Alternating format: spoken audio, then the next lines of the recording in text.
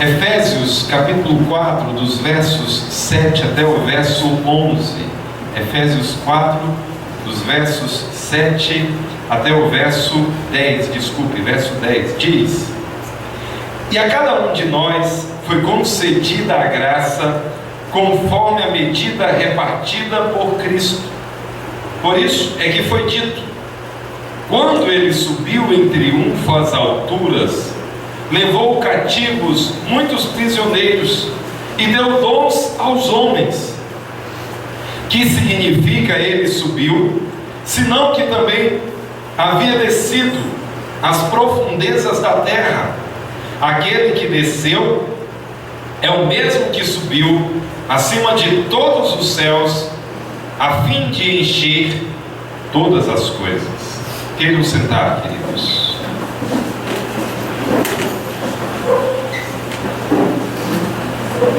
Amados, nesse capítulo 4 já consideramos que é da vontade do nosso Deus que nós mantenhamos a unidade da igreja, que nos empenhemos, que sejamos dedicados em buscar a unidade da igreja. Esse trecho do capítulo 4, dos versos 1 até o verso 16, é um trecho em que nós somos desafiados ou orientados no grande desejo de Deus que a sua igreja seja unida, que a igreja de Deus tenha dons e que a igreja seja edificada rumo à maturidade. Capítulo 4, dos versos 1 até o verso 16, nos aborda de forma resumida esses tópicos. E nesses versos 7 até o verso 10, somos orientados que Deus, Ele concede dons, especificamente a pessoa do Senhor Jesus, Ele concede dons. E nós vamos considerar duas ideias de maneira mais abrangente. Em primeiro lugar, o fato de que esses dons, eles são concedidos conforme a vontade de Cristo, dele mesmo, e ele faz isso porque triunfou sobre os seus inimigos. E o que é que nós podemos aprender dessas coisas no nosso contexto mais prático? Verso 7 do texto que nós acabamos de ler, Paulo diz da seguinte maneira: e a cada um de nós foi concedida a graça. Em primeiro lugar, irmãos, nós recebemos graça. A palavra graça aqui significa uma responsabilidade, uma capacidade, um privilégio que o nosso Deus nos dá para que nós façamos algo para Ele. A palavra graça, concedida graça, é uma construção de palavras que no texto original aparecem juntas em vários lugares. Só para você ter uma ideia, veja o capítulo 3, versos 7 e 8. Paulo diz assim: deste evangelho me tornei ministro pelo dom da graça de Deus. É a mesma ideia que nós encontramos em capítulo 4, verso 7. Ele diz: a mim concedida pela operação de seu poder. Veja também no verso 8: embora eu seja o menor dos menores de todos os dons, foi-me concedida esta graça de anunciar aos gentios as insondáveis riquezas de Cristo. Então, essa ideia de ser concedido uma graça, privilégios, capacidades, a responsabilidade de que seja algo feito para Deus, é dado a partir da concessão dessa graça. Então Paulo está dizendo: e a cada um de nós foi concedida a graça. Bem, nós recebemos a incumbência de mantermos a igreja unida. Nós sabemos, a igreja já existe uma unidade orgânica, mas eu e você devemos ser empenhados em manter a unidade da igreja. Mas além de manter essa unidade, foi concedido para nós graça, dons, responsabilidades. E olha que o texto diz a cada um de nós, não apenas a um pequeno grupo de pessoas, não apenas a um seleto grupo de pessoas, mas a cada um de nós. Pedro nos traz essa mesma ideia.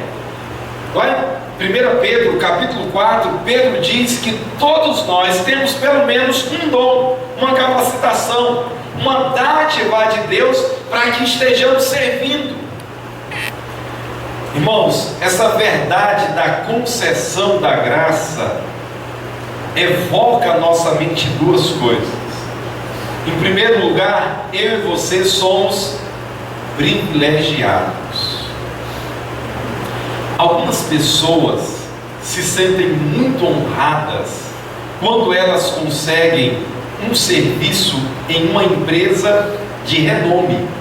Tem certas empresas que adquiriram pela a sua grande produção, pela a sua quantidade de filiais, porque ela está difundindo seus produtos na grande mídia de maneira muito intensa.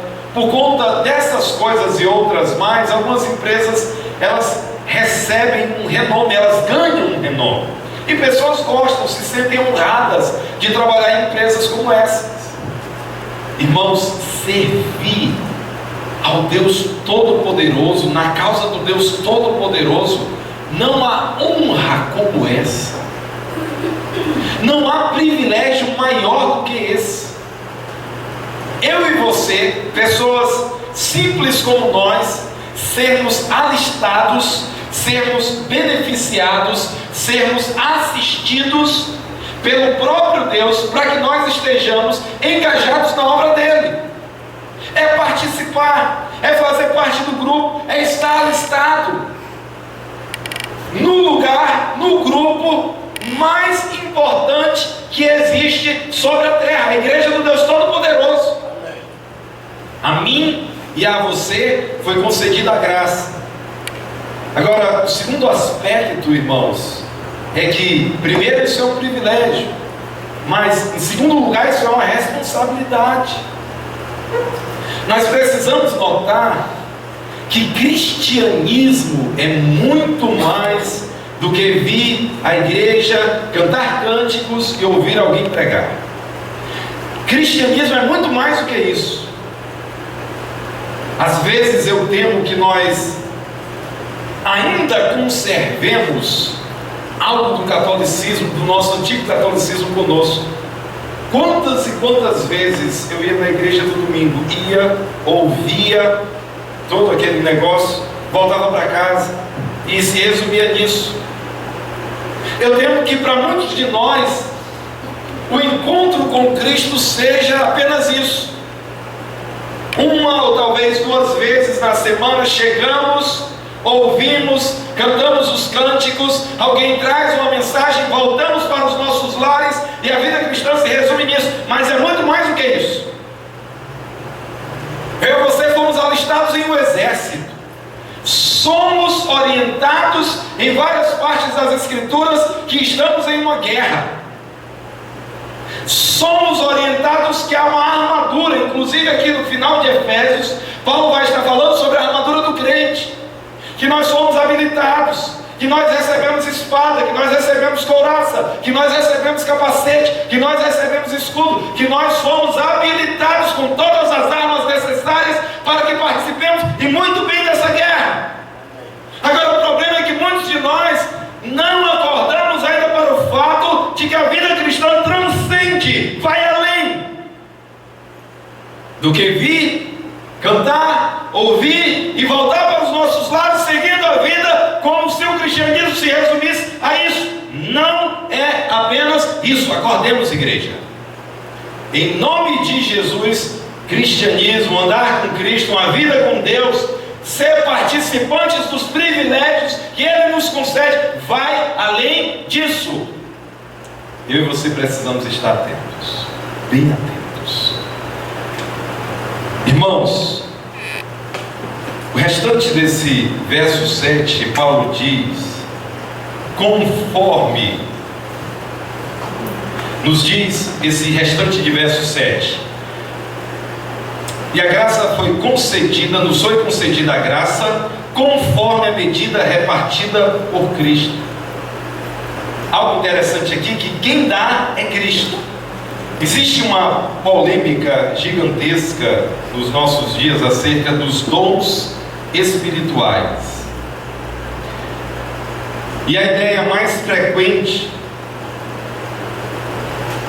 é que nós devemos buscar os dons e que nós escolhemos os dons. Eu posso dizer que eu tenho, no mínimo, interrogações enormes acerca de dons. Duas colocações antes de apresentar essas interrogações. Em primeiro lugar, Cristo concede. Aqui está dizendo com total clareza: Cristo é quem concede os dons. Em 1 Coríntios capítulo 12, lá é dito que o Espírito Santo concede os dons. Na teologia paulina, tanto Cristo quanto o Espírito Santo concedem dons. Então, vale a pena notar que, de maneira bem explícita, os dons são concedidos pelo próprio Deus, na pessoa do Pai, na pessoa do Espírito Santo e na pessoa do próprio Cristo. E, irmãos, a ideia de nós buscarmos dons, que nós escolhemos os dons, que nós nos apropriamos dos dons, para mim, irmãos, e eu vou falar um pouco da minha própria história, para mim é uma grande surpresa que eu viesse a pregar a palavra de Deus. Nunca fui alguém muito falante. Tem pessoas que são muito falantes. Nunca fui. Nem de agora, nem de ontem. Eu penso que é mais ou menos uma característica. Falar em público, algumas vezes, quando eu tive que ir no segundo grau, as primeiras vezes eu quase que não conseguia dizer coisa nenhuma, apresentar um trabalho diante da turma. Trazer o ensino das Escrituras,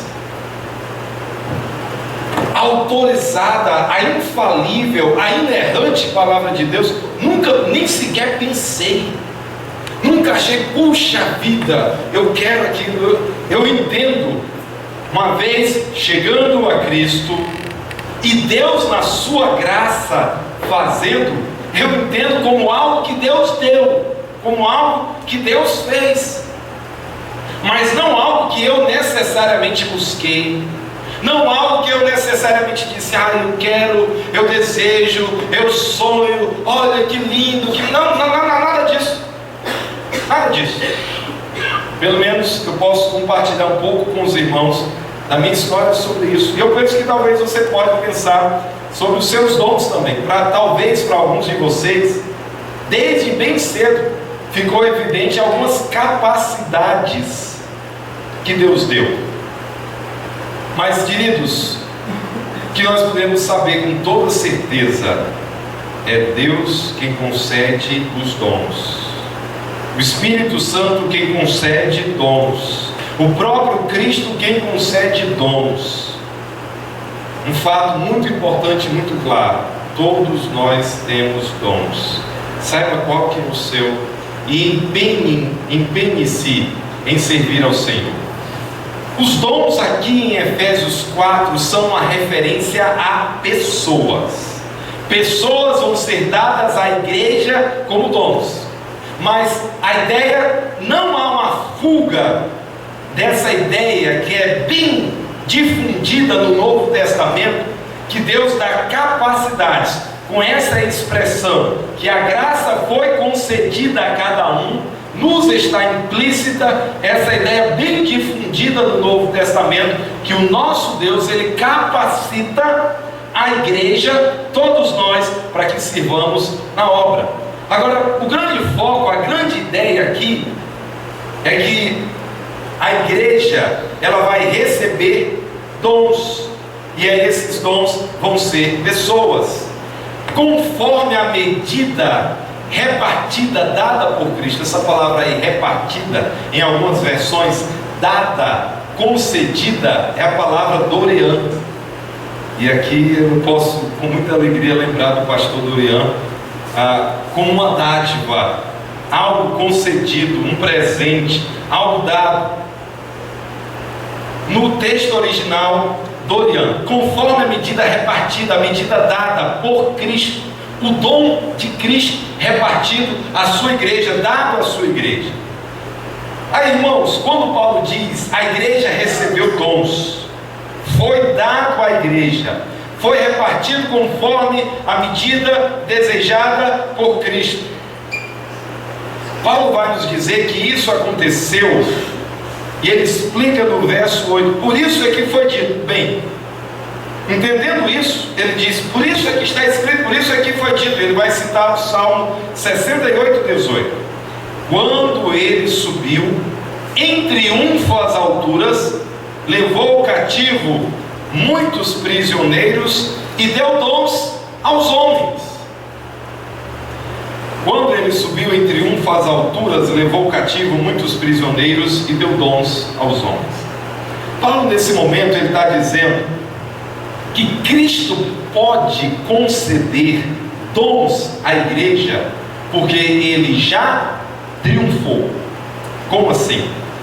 Lá no Salmo 68, é apresentado a figura de um guerreiro, que ele luta, depois de lutar, ele sobe triunfante, e ele pode, a partir do seu triunfo, conceder presentes, dons. Isso acontecia no mundo antigo em termos das guerras.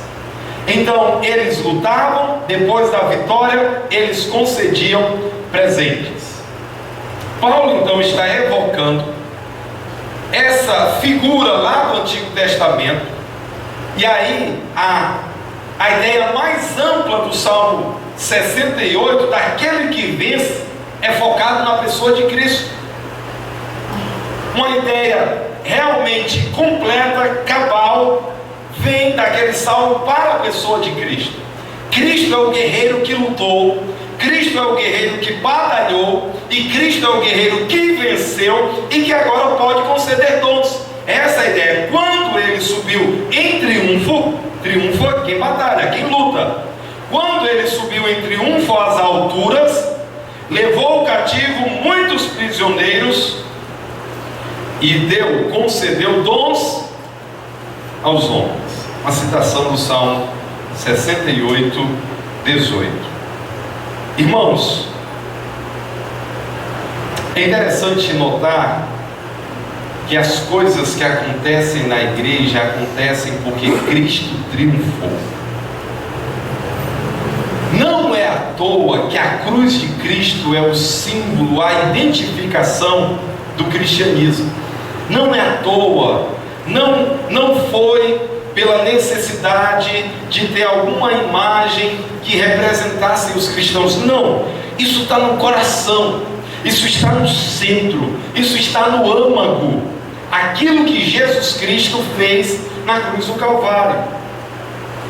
Isso é tão forte. Se você ler o Evangelho de João, você vai ver uma frase que percorre todo o Evangelho de João: ainda não chegou a minha hora, ainda não chegou a minha hora, ainda não chegou a minha hora, ainda não chegou a minha hora. Jesus está dizendo isso várias vezes dentro do Evangelho de João. Aí quando chega lá no capítulo 17, naquele trecho que é chamado de oração sacerdotal do Senhor, Jesus disse: Pai, é chegada a hora, glorifica o teu Filho. Então é a ideia que Jesus veio, e tudo que ele havia feito até ali, todo o seu trabalho até ali, todas as coisas realizadas até ali, teriam um ponto culminante na cruz. E não é à toa, na cruz muitas coisas seriam realizadas. Quando Cristo morreu na cruz, uma grande quantidade de bênçãos foram realizadas. Uma delas é que Jesus triunfou sobre todos os seus inimigos, de sorte que após esse triunfo ele também pode conceder presentes aos seus. É essa a ideia que Paulo está evocando, trazendo a figura do Antigo Testamento do Salmo 68. Irmãos, tudo o que acontece na igreja, os dons, as capacidades, o trabalho, as ideias, tudo tem que vir do Senhor, porque Ele já fez, Ele já conquistou. E aqui, pelas Escrituras, no nosso estudo das Escrituras, nós vamos percebendo, trecho a trecho, texto a texto, livro a livro, que o Senhor Ele já conquistou essas dádivas, e Ele quer, é da vontade dEle, que eu e você venhamos usufruir dessas bênçãos. O fato é, irmãos, que o nosso Deus, o nosso Cristo pôde conceder essas bênçãos, porque Ele já venceu os inimigos. Veja, quando Ele subiu em triunfo às alturas, levou cativo muitos prisioneiros. A ideia aqui é que todos aqueles que eram oponentes foram vencidos, e Cristo agora pode, de forma desimpedida, conceder dons. Segunda parte, a parte final do verso diz: e deu dons aos homens. Ele deu presentes aos homens. Irmãos, Cristo é o cabeça da igreja. Cristo é aquele que venceu, é aquele que pagou o preço, é aquele que morreu na cruz, mas também ressuscitou, e Ele pode, pela sua autoridade, conceder dons. É Ele que concede. Nesse aspecto, eu e você, igreja, devemos louvar a Deus pela sua grandeza, devemos também ser gratos a Ele pelos dons que Ele concede, e devemos ser envolvidos na obra, servindo segundo aquilo que Ele já está fazendo dentro da sua igreja. Agora, vem algo nesses dois próximos versos, irmãos, que tem gerado muitos estudos em termos de Novo Testamento. Paulo diz assim, versos 9 e 10, que significa Ele subiu, senão que também havia descido às profundezas da terra. Esse verso 9 é um verso que tem gerado muitas interpretações. Em primeiro lugar, veja, na nossa tradução, na NVI, esse texto ele está entre parênteses, os versos 9 e 10. A equipe de tradução deixa para que nós venhamos perceber que esse texto, os versos 9 e 10, eles aparecem em alguns manuscritos e outros não. Eles colocam os textos entendendo que o texto é genuíno, mas dizendo que o texto não aparece em vários manuscritos. Entendemos o texto como genuíno. Várias leituras são diferentes, é isso que a gente chama de leituras variantes nos manuscritos. Então, várias leituras são variantes. Temos aquilo que tem sido preservado pelo nosso Deus como a leitura mais confiável, guardada no Novo Testamento, como está registrado. Tendo explicado aí o parênteses que aparece, ele diz: que significa ele subiu, senão que também havia descido às profundezas da terra. Bem, alguns interpretam esse texto dizendo que Jesus desceu ao inferno durante a sua morte e ressurreição. Alguns dizem: olha, ele desceu às profundezas da terra. E é muito popular para nós a ideia de que o inferno é embaixo. Pensamos no céu em cima e pensamos no inferno embaixo. Então essa expressão, ele desceu às profundezas da terra, ele foi lá no inferno fazer algo no inferno e depois subiu. Inclusive o verso 10 vai dizer: aquele que desceu é o mesmo que subiu acima de todos os céus, a fim de encher todas as coisas. Então a ideia é, ele desceu ao inferno, fez algo e depois subiu acima de todos os céus para encher todas as coisas. Uma interpretação popular entre estudiosos é que Jesus foi, desceu ao inferno, pregou para as pessoas que estavam no inferno. Aí eu vou ventilar duas tradições. Dentro do catolicismo romano existe a ideia de que Jesus foi dar uma nova oportunidade para que pessoas se arrependessem, e brota daí, ou está ligado aí, a ideia de purgatório.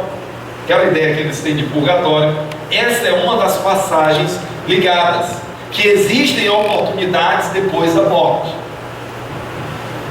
Evangélicos da tradição arminiana dizem que Jesus, ele desceu ao inferno. Aí eles vão se apoiar num credo chamado Credo dos Apóstolos, que lá nesse Credo dos Apóstolos diz que Jesus Cristo morreu, foi sepultado, ao terceiro dia desceu à mansão dos mortos, foi ao inferno, depois ressuscitou. E eles dizem, a tradição arminiana, que Jesus foi lá no inferno pregar pela última vez, para dar mais uma oportunidade para que as pessoas que estavam lá se arrependessem e crescem no Evangelho. Irmãos, isso não encontra apoio em nenhum lugar das Escrituras. É uma interpretação não sustentável. É uma interpretação fruto da imaginação, e é uma interpretação que contradiz de maneira grosseira várias partes das Escrituras. Por exemplo, lá em Hebreus está dito que aos homens está ordenado morrerem uma só vez, vindo depois disto o juízo. Se fosse verdadeiro que Jesus desceu ao inferno, foi pregar aos mortos e foi dar mais uma oportunidade, que está escrito lá em Hebreus 9, teria que ser anulado, teria que ter uma outra interpretação daquela que é a tradicional, daquela que é entendida. Mas essa interpretação, ela é fantasiosa. Já está certo na parábola do rico e do Lázaro, que o rico está num local de tormento, e ele está num local de espera para um local pior, para um lugar de padecer eternamente, num lugar pior. Nós não temos apoio em outras partes das Escrituras para uma interpretação como essa. Ela é uma interpretação fantasiosa e indevida. Uma segunda interpretação que existe é que quando Paulo está dizendo aqui, verso 9, que significa ele desceu, ele subiu, senão que ele também havia descido às profundezas da terra. É gramaticalmente possível que Paulo esteja dizendo o seguinte, que Cristo veio à terra. Essa expressão, as profundezas da terra, é que Cristo, ele desceu do céu, ele encarnou, ele se fez homem e ele veio à terra. É uma interpretação que nos parece ter muito mais consistência do que essa ideia de que Cristo foi, desceu, foi ao inferno, pregou aos mortos e depois subiu. Mas deixe-me dizer, há uma terceira interpretação. E até que ponto ela está ligada até que ponto nós podemos dizer que ela é sustentável? Aí nós vamos pensar um pouquinho enquanto a gente fala dela. Uma terceira interpretação diz o seguinte, que Jesus de fato desceu ao abismo, mais precisamente ao Tártaro, um lugar, é como uma espécie de prisão de segurança máxima, ou uma prisão pior, dentro do inferno, para lá mostrar aos seus adversários que ele havia vencido. E aí eu preciso mostrar para você a ligação, vou tentar fazer isso rapidamente, a ligação com outras passagens do Novo Testamento. Vá lá para 1 Pedro capítulo 3. Primeira epístola de Pedro, capítulo 3. Vamos ler dos versos 18 até o verso 20.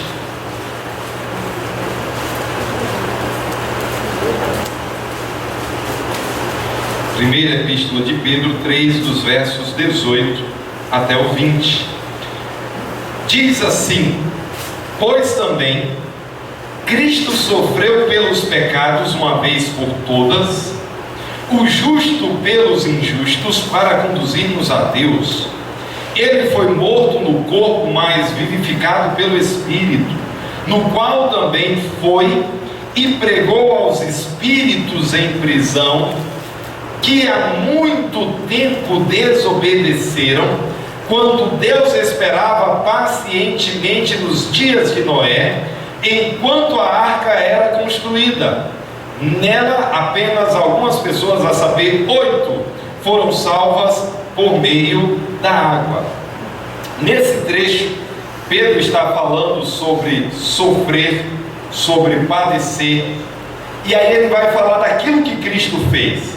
Pois também Cristo sofreu pelos pecados, uma vez por todas, o justo pelos injustos, para conduzirmos a Deus. Então ele está dizendo, nós somos estimulados, nós somos fortalecidos, nós somos animados, porque também Cristo sofreu. Isso aconteceu com ele, e ele era justo, foi o justo pelos injustos, para conduzirmos a Deus. Ele foi morto no corpo, mas vivificado pelo Espírito, ou no Espírito. As duas traduções são possíveis. No verso 19, no qual também foi e pregou aos espíritos em prisão. Esse verso 19, que é o verso de grande debate, foi e pregou aos espíritos em prisão. A palavra aqui em 1 Pedro, pregou, é proclamou. Ele foi e anunciou. Ele não foi evangelizar. A ideia de evangelizar não se encontra. Um outro verbo é usado para evangelizar. Ele foi e pregou aos espíritos. Muito, mas muito raramente existe a ideia de chamar pessoas de espíritos. Isso praticamente não existe. Mas essa palavra espíritos, ela é bem usada para seres angelicais. Então, quando diz que ele foi e pregou aos espíritos, uma referência a seres angelicais, não seres humanos, mas espíritos. E o texto diz espíritos em prisão. Opa! Então, a ideia de espíritos que estão presos. No verso 20, que há muito tempo desobedeceram, quando Deus esperava pacientemente nos dias de Noé. Aí Pedro remete ao contexto dos dias de Noé, lá para Gênesis 6. Lá é dito que os filhos dos homens viram as filhas, os filhos de Deus viram os filhos dos homens e tiveram relações com elas. Uma interpretação que tem sido difundida, muito difundida, é que esses filhos de Deus é uma referência a seres espirituais que teriam assumido a forma humana e teriam tido relações com essas mulheres, de onde veio gerar os gigantes da antiguidade, como nós lemos nos livros do Antigo Testamento. E aí então Pedro parece que faz uma ligação desses espíritos em prisão com as pessoas daquela época. Nesse verso 20, ele fala desses espíritos em prisão, que há muito tempo desobedeceram, quando Deus esperava pacientemente nos dias de Noé, enquanto a arca era construída. Então aqui uma referência a espíritos que haviam sido aprisionados naquela época por terem tido uma grande desobediência. Vire sua Bíblia, vire aí 4 páginas, chegue em 2 Pedro capítulo 2, verso 4. 2 Pedro capítulo 2, verso 4. Diz: Pedro está advertindo os seus leitores acerca do juízo vindouro, e ele diz: pois Deus não poupou os anjos que pecaram, mas os lançou no inferno. A palavra inferno aí, no grego, é tártaro. É esse lugar, essa prisão É um lugar como se fosse um lugar de mais punição dentro do inferno. É importante dizer que na literatura grega isso era muito difundido, de haver o inferno, de haver lugares, e de certos lugares serem piores do que outros dentro do inferno. Não é à toa que Pedro vai usar a palavra Tártaro, que é uma palavra conhecida dos seus leitores.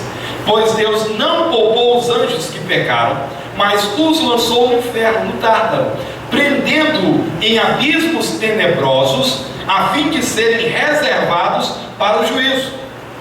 Então Pedro está dizendo, prestem bem atenção, juízos gigantescos já foram feitos, outros maiores virão. Mas o que Pedro está dizendo, esses espíritos, eles foram lançados no Tártaro, eles estão presos lá e eles aguardam juízo ainda mais severo. Então a ideia de espíritos presos nesse lugar, que é um lugar de sofrimento, de punição ainda mais intensa, está presente dentro da mentalidade dos escritores bíblicos. E só para você entender, irmãos, eu já entrei em presídio. Se você entrar no presídio, existem pavilhões, e nesses pavilhões tem aqueles lugares que são reservados para os presos de alta periculosidade, presos que são violentos, assassinos, são presos que comandavam quadrilhas, comandantes do tráfico, homens altamente violentos. E além disso, existem alguns lugares, tem um local que é chamado de a solitária, que é um lugar onde um preso que, além de violento, ele se comporta de maneira muito insubordinada dentro daquele ambiente de presídio. Então já é um cara muito ruim, está lá pagando os seus crimes, está num pavilhão destinado a gente muito perigosa, e ainda existe lugar para aqueles que se comportam com rebelião dentro da própria prisão. Só para a gente entender uma ideia dessa ideia que era popular entre os gregos e que os autores bíblicos, Pedro, Judas, vão entender e vão colocar como sendo reais. Chega a Judas, o último livro antes de Apocalipse, depois de 3 João. Veja Judas, versículos 5 e 6. Diz assim: embora vocês já tenham conhecimento de tudo isso, quero lembrar-lhes que o Senhor libertou um povo do Egito, mas posteriormente destruiu os que não creram. Olha o verso 6. E quanto aos anjos que não conservaram suas posições de autoridade, mas abandonaram sua própria morada, ele os tem guardado em trevas, presos com correntes eternas, para o juízo do grande dia. Então a mesma ideia que apareceu já em 2 Pedro, que apareceu em 1 Pedro, também aparece em Judas. Na verdade, tanto Pedro quanto Judas, eles estão familiarizados com os escritos apócrifos chamados de Enoque, 1 Enoque, 2 Enoque. E lá havia uma tradição entre os judeus, uma tradição apocalíptica, falando da punição vindoura, e nessa punição se mencionava os anjos que haviam desobedecido nos dias lá do Antigo Testamento, no período da construção da arca, que eles haveriam assumido forma humana, que eles teriam tido relações com mulheres, daí vieram os gigantes e toda a multiplicação da perversidade no mundo antigo. Existe então uma ideia que o texto lá de Efésios, e agora volte para Efésios 4, existe a ideia que quando Paulo está dizendo aqui que significa ele subiu, senão que também havia descido às profundezas da terra, que Paulo está fazendo ligação com essa tradição que Pedro fala, que Judas fala, que faz parte do conhecimento dos autores bíblicos. Irmãos, que Jesus, após a sua morte e talvez após a sua ressurreição, tenha ido e apresentado o seu triunfo aos espíritos desobedientes, isso me parece que não tem como fugir. Nós temos várias passagens mostrando Colossenses 2, 13, 14, 15, aponta nessa mesma ideia, que Cristo ele sobe triunfante, e subindo triunfante, ele passa humilhando todos aqueles que eram os inimigos de Deus, as potestades malignas. Essa ideia que aparece em Colossenses, que aparece aqui, ele subiu às alturas, levando cativo muitos prisioneiros e concedendo dons aos homens. Deixe-me só falar para você. No mundo antigo haviam batalhas entre exércitos, e nessas batalhas, eles, depois de lutar entre si, eles pegavam os principais guerreiros e eles saíam numa espécie de excursão, mostrando: nós somos os fortes, os poderosos, e nós triunfamos. Não sei quantos de vocês assistiram aquele filme épico Troia. Eu gosto de filmes antigos, assisti faz tempo já, e tem a batalha entre Aquiles e Heitor, e eu fiquei muito pesaroso, porque Aquiles venceu Heitor. Eles estão contando algo, né, da mitologia grega, e Aquiles vence. O problema é que Aquiles no filme é um cara altamente cheio de si, e o Heitor é um cara bom caráter. Ambos são guerreiros. Aquiles vence Heitor, depois de vencê-lo, amarra ele pelas pernas e sai expondo a sua vitória. Ele vai levando o seu inimigo vencido, mostrando o seu triunfo.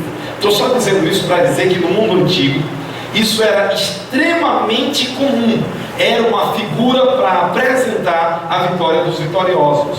O exército romano, nos dias de Jesus, fazia isso de maneira abundante. Eles iam, lutavam contra um reino, depois que venciam esse reino, eles exibiam os principais guerreiros, o exército, aquele exército vencido, eles exibiam eles como os vitoriosos, e eles entravam em uma marcha triunfante, trazendo os derrotados e concedendo despojos, dons, privilégios. Era assim que as coisas aconteciam. Então nós temos aqui uma figura daquilo que Cristo fez contra os eternos oponentes de Deus. Cristo veio, Cristo venceu, ele triunfou, e agora ele sobe proclamando a sua vitória. Irmãos, se essa é a ideia aqui em Efésios 7, eu estou mais para pensar que em Efésios 7 é realmente aquela interpretação que Cristo veio, encarnou, pregou, ele venceu toda a batalha da cruz, ele triunfou, e por causa disso ele concede dons. É muito difícil. Paulo não usa a linguagem de Pedro, Paulo não usa a linguagem de Judas. Paulo parece que não está familiarizado com as mesmas tradições que Pedro e Judas estão, e pelo menos não faz uso da linguagem deles, apesar de que as ideias se associam. Mas me parece que realmente a melhor ideia, ligado aqui em Efésios 4:9, Cristo veio, Cristo se fez homem, Cristo viveu toda uma vida focada no propósito da cruz. Ele vem, morre na cruz, mas a cruz não o detém, ele ressuscita no terceiro dia, e porque ele venceu, porque ele triunfou, ele concedeu dons aos homens. Amém. Me parece que essa é a ideia mais clara, ou a ideia mais segura, a partir daquilo que nós estamos vendo. No verso 10, aí completa esse quadro que Paulo mostra em Filipenses, mostra em Colossenses, mostra aqui também em Efésios. Aquele que desceu é o mesmo que subiu, fala-se da humilhação de Cristo, a vinda dele, mas também da sua exaltação. Aquele que desceu é o mesmo que subiu acima de todos os céus, a fim de encher todas as coisas. Se usa a linguagem de Cristo depois de ele ter vencido a morte, ele inclusive nos céus, no cosmos, há um tipo de restauração que Cristo fez, um tipo de bênção que acontece depois da morte, do triunfo de Cristo, da entronização. Ele foi e subiu acima de todos os céus, é a ideia de que ele está exaltado e que ele encheu, ele restaurou, ele completou todas as coisas. Deus agora está administrando, aplicando aquilo que Jesus já realizou na cruz. Irmãos, o nosso Deus concede dons à igreja. Ele faz isso conforme a sua vontade, aqui em Efésios 4:7, conforme Cristo quer, segundo a medida dele, aquilo que ele mesmo quis fazer. E ele fez isso porque triunfou sobre seus inimigos. Depois de considerarmos isso, eu penso que nós precisamos levar em conta algumas aplicações para a nossa vida pessoal. Em primeiro lugar, estejamos dispostos a servir na obra do nosso Deus. Ele já concedeu dons a cada um. Ele já capacitou a cada um. Você não vai fazer algo que você não foi capacitado para fazer. Estejamos envolvidos na obra do nosso Deus, fazendo aquilo que o nosso Deus já nos capacitou para fazer. Em segundo lugar, exaltemos ao Senhor. É Ele quem concede dons. Pessoas são concedidas à igreja como dons. Logo no verso 11, e Ele deu alguns para apóstolos, outros para profetas, evangelistas, pastores, mestres. Ele vai dizer isso. Ele concedeu pessoas. Aí vem um resumo de dons, mas nós sabemos, os dons vão além disso. Ele concede pessoas como dons, como presentes para a igreja. Exaltemos a Ele porque Ele proveu a igreja daquilo que a igreja precisa para que a igreja esteja avançando, para que a igreja esteja servindo, para que a igreja esteja caminhando para a maturidade, para que a igreja esteja cada dia em progresso, fazendo aquilo que o Senhor deseja que seja feito nela. Uma outra coisa, olhemos com admiração e louvor para o nosso Deus, porque Ele já triunfou sobre todos os inimigos. O Salmo 68 mostra um guerreiro que batalha e triunfa contra os seus inimigos. Jesus Cristo, Ele vem, vive uma vida perfeita, morreu na cruz do Calvário, pagando pecados, mas a morte não o detém. Ele vence a morte, Ele ressuscita ao terceiro dia, e Ele sobe triunfante à vista de todos os seus inimigos, despojando-os completamente. Ele chega dizendo: acabou, a festinha de vocês veio até aqui, agora eu subo triunfante para encher todas as coisas. Queridos, o nosso coração deve estar em constante louvor ao nosso Deus. Ele já venceu, Ele está aplicando, Ele está concretizando, Ele está fazendo. O nosso Deus não tem um inimigo, um oponente que luta frente a frente. Será que as coisas vão dar certo? Não, Ele já lutou, Ele já venceu, Ele está fazendo. Mesmo que eu e você enfrentemos dias difíceis, mesmo que eu e você tenhamos lutas grandes, momentos atribulados, às vezes queremos pensar que esse mundo é completamente controlado por forças malignas. Não esqueçamos, servimos a um Deus que já venceu, e eu e você devemos ficar admirados com a grandeza dele, com a vitória dele, sabendo que ele está executando passo a passo o seu plano. Fiquemos admirados com ele e tenhamos a certeza: ele venceu para conceder dons presentes à igreja, para que eu e você estejamos engajados nessa obra. E você, querido, como tem reagido diante dessas coisas? Responda ao Senhor. Responda diante do Senhor aquilo que você já sabe acerca da vitória dele, dos presentes dele, da concessão dele, dos dons dele.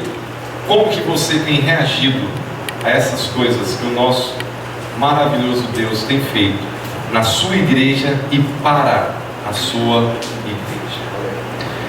Nosso Deus, obrigado pela tua palavra, Pai.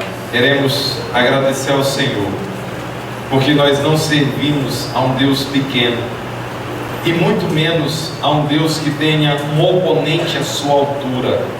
Servimos a um Deus que já triunfou sobre os seus inimigos. Ó Deus, muito obrigado pela tua palavra. O nosso Senhor Jesus, ele veio, ele esteve nesse mundo, ele viveu de maneira simples, ele foi cravado em uma cruz pelos nossos pecados, mas ó Deus, a batalha foi vencida, houve triunfo, e hoje ele tem toda a autoridade. Ó Deus, nós somos ordenados a servir, a nos envolvermos. Estamos cientes que dons foram concedidos à igreja, para a igreja. Ó Deus, nos faz, Pai, apreciar aquilo que o Senhor já fez, e faz também, ó Deus, com que nós nos envolvamos, sabendo que o Senhor já proveu aquilo que é necessário para a tua igreja. Nosso Deus, somos gratos porque o Senhor já agiu. Nosso Deus, suplicamos que o Senhor nos dê a bênção de a cada dia estarmos envolvidos, alegres, admirados, querendo a maturidade nessa obra que o Senhor nos alistou para que estejamos envolvidos nela. Damos graças e pedimos essas coisas no nome de Jesus, a quem nós amamos. Amém.